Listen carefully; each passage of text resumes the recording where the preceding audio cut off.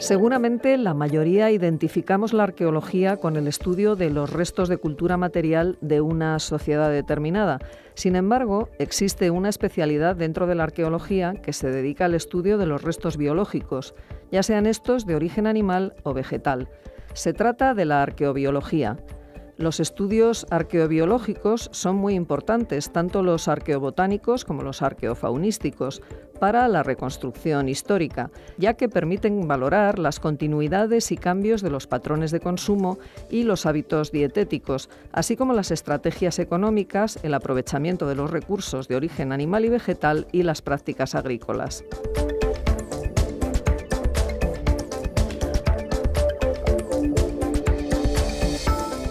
Pues para hablar de arqueología y de arqueobiología tenemos hoy en el estudio a Leonor Peña Chocarro, que es investigadora científica del CSIC y experta en arqueobotánica y en el origen y expansión de la agricultura en las regiones mediterráneas, y a Marta Moreno García, que es científica titular del CSIC y experta en arqueozoología y estudios arqueofaunísticos, las dos del grupo de arqueobiología del CSIC. Bienvenidas. Gracias. Las dos están colaborando con Virginia García Entero, que también nos acompaña hoy en la radio y que es profesora de arqueología en la UNED, en un proyecto de investigación titulado Un mundo en transformación, estudio de los hábitos de consumo de las comunidades tardoantiguas y emirales instaladas en Santa María de Abajo, en Carranque, en la provincia de Toledo, a través del análisis arqueobiológico y de bienes de prestigio. Buenos días, Virginia. Hola, buenos días, Clara.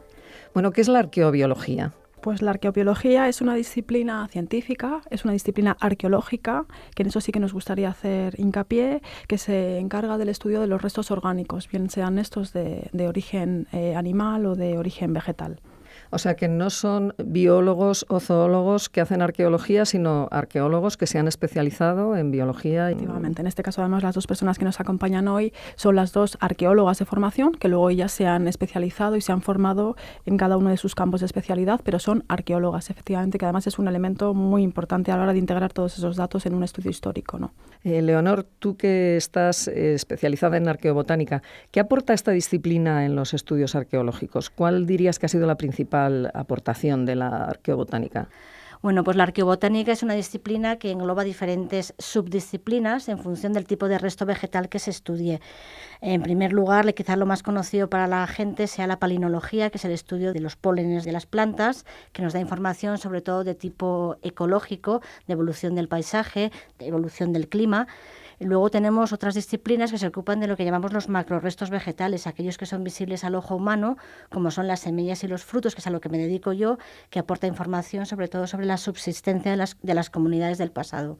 Y otra subdisciplina dentro de la arqueobotánica es la antracología, que se encarga del estudio de los carbones de madera, que nos dan información no solamente sobre la vegetación, sino también sobre la selección de especies por parte de esas comunidades humanas. ¿Y ha habido algún descubrimiento que ha cambiado la percepción que se tenía de un hecho histórico o de un periodo histórico? Bueno, ha habido muchos descubrimientos en el mundo de la arqueobotánica, pero quizá para mucha gente es sorprendente saber, sobre todo cuando damos clase, les sorprende conocer que ni el trigo ni la cebada, que son la base de nuestra alimentación hoy en día, sobre todo el trigo, son plantas exóticas. Exóticas porque vienen del Próximo Oriente, no existían en la península ibérica antes del 6000 a.C., con lo cual son especies que se trajeron aquí los primeros agricultores neolíticos y por lo tanto esto es una información pues que mucha gente desconoce y sorprende. Muchas veces nos comentan, pues no tenía ni idea que aquí no había trigo ni cebada, y bueno, pues uno de los grandes descubrimientos que ha habido en los últimos 50, 60 años. Bueno, y la agricultura en sí también, ¿no?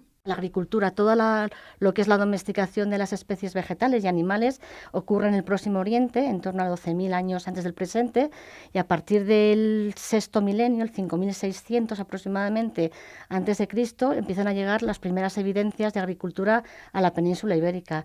Estos agricultores del Próximo Oriente se van desplazando por toda Europa, unos van por el centro de Europa, otros van por el Mediterráneo, hasta que llegan a la península ibérica y empiezan a fundar los primeros poblados neolíticos, y es cuando se instala la agricultura aquí en la península ibérica.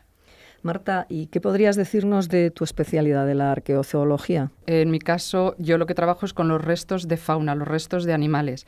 Dentro del mundo animal tenemos, por un lado, los vertebrados y los invertebrados. Yo, en concreto, me dedico al campo de los vertebrados, con lo cual lo que estudiamos son los restos óseos, que recuperamos los huesos, los dientes, las astas, los cuernos de esos animales. Y a partir del estudio de la identificación de las especies que encontramos en esos yacimientos, de las partes anatómicas, pues hacemos igual una reconstrucción o podemos conocer qué especies fueron consumidas en el pasado, qué especies cohabitaban con los seres humanos, con esas comunidades, información sobre la dieta, por supuesto, porque gran parte de esos animales formaban parte de la alimentación. También el uso que se hizo de otros recursos que nos proporcionan, como son las pieles, por ejemplo, la grasa, etcétera, etcétera, ¿no? Que podemos ver a través de los restos que estudiamos recuperados en los yacimientos. Pues te pregunto lo mismo que a Leonor. ¿Hay algún dato que ha aportado tu disciplina que ha cambiado la visión de algún dato histórico, de algún hecho histórico?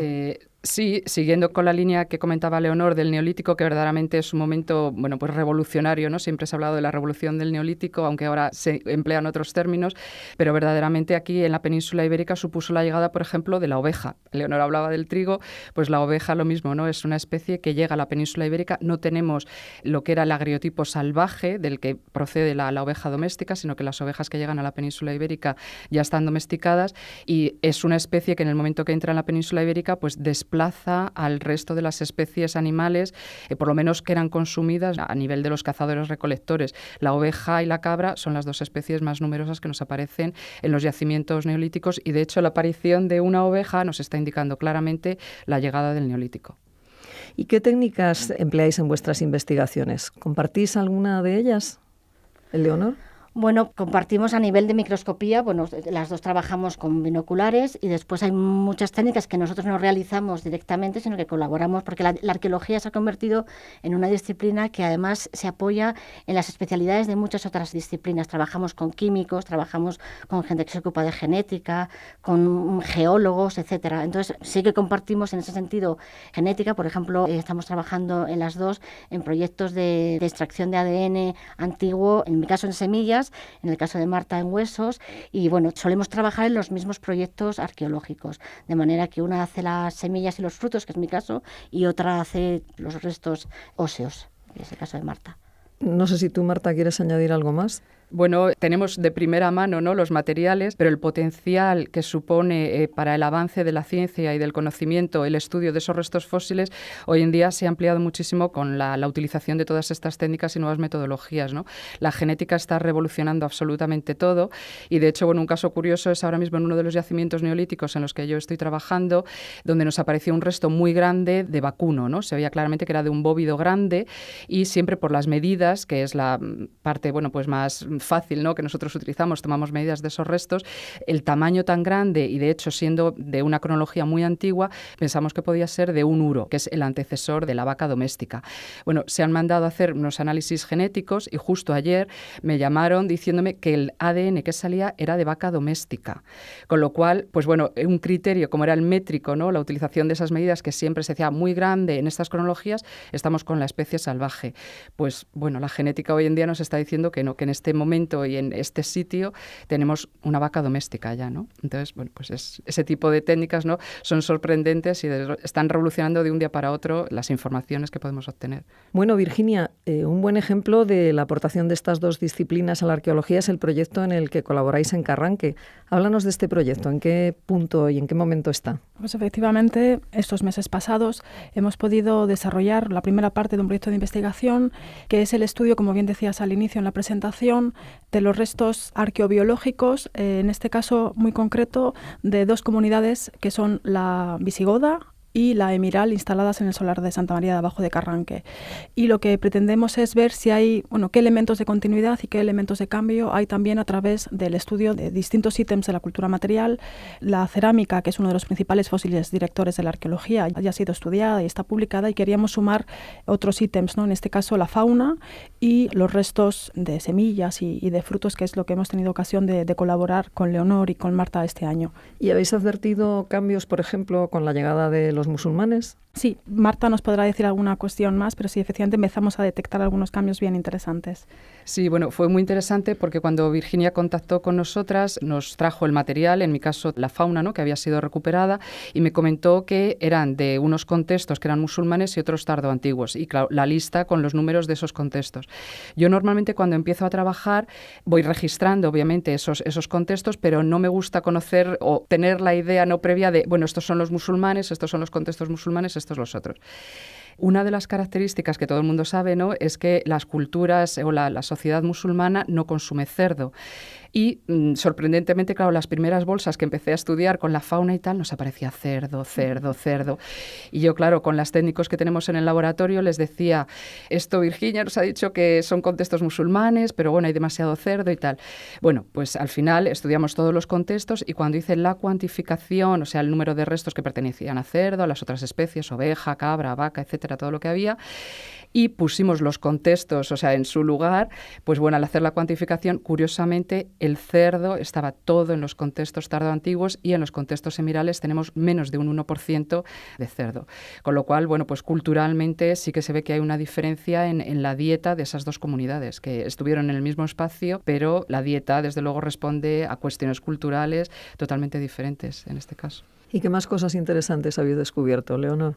Yo voy un poco más atrasada en el trabajo, soy más vagoneta que Marta. Yo lo que tengo ahora mismo es una lista de especies, el yacimiento es muy rico en especies, tenemos cebada, hay trigo, hay centeno, hay mijo para cultivadas, tenemos lentejas, tenemos almortas, hay mucha variedad de cultivos y luego muchísimas semillas de plantas silvestres, pues desde amapolas, tenemos todo tipo de malas hierbas que se puede uno imaginar, que aparecen junto con las semillas de los cereales porque se recogen cuando se siega un campo, se siegan también las malas hierbas. Y luego tenemos unos contextos que tengo que hablar con Virginia, no lo voy a hacer ahora porque está aquí delante y me va a chillar, pero tenemos unos contextos muy interesantes de enterramientos donde aparecen una serie de semillas que habrá que valorarlo, pero que parecen responder a la mandrágora, que es una planta que, como sabéis, relacionada con el mundo de la magia, etcétera. Entonces, pues bueno, es un dato muy interesante, que habrá que valorarlo en su justa medida, pero que a priori pues aparece como algo muy atractivo para ver qué está pasando precisamente en ese mundo. El mundo medieval, desde el punto de vista de la arqueobotánica, es un mundo muy poco explotado, a pesar de las posibilidades tan enormes que tiene, porque en general siempre se había pensado que la información nos la iban a proporcionar los textos escritos.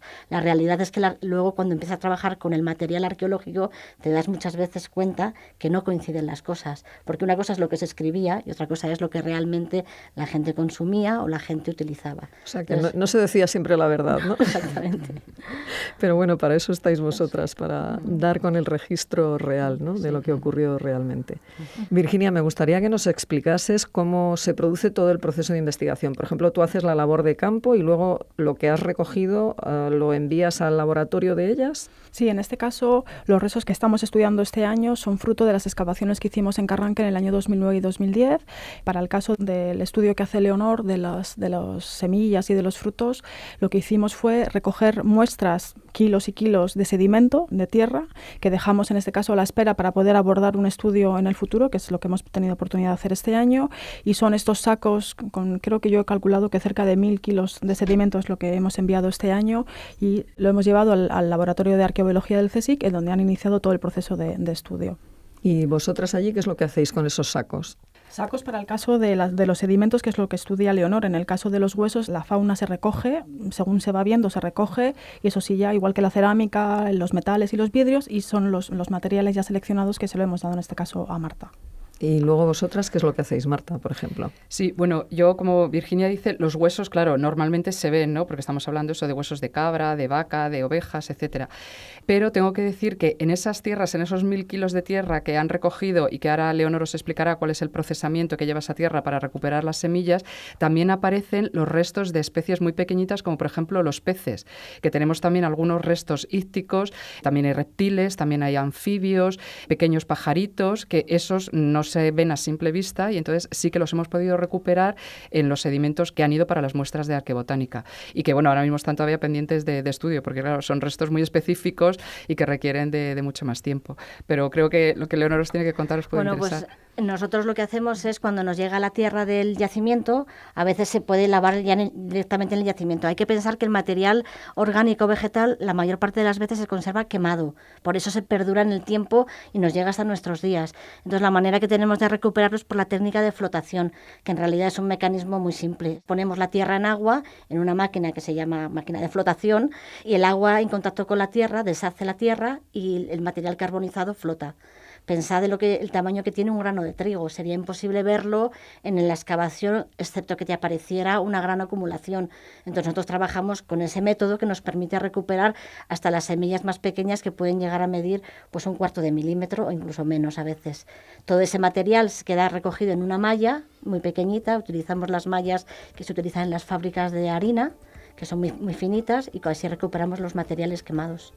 Bueno, pues Leonor Peña Chocarro y Marta Moreno García, del Laboratorio de Arqueobiología del Instituto de Historia del CSIC, y Virginia García Entero, profesora de Arqueología aquí en la UNED. Muchísimas gracias por habernos acompañado esta mañana en Sin Distancias. Gracias.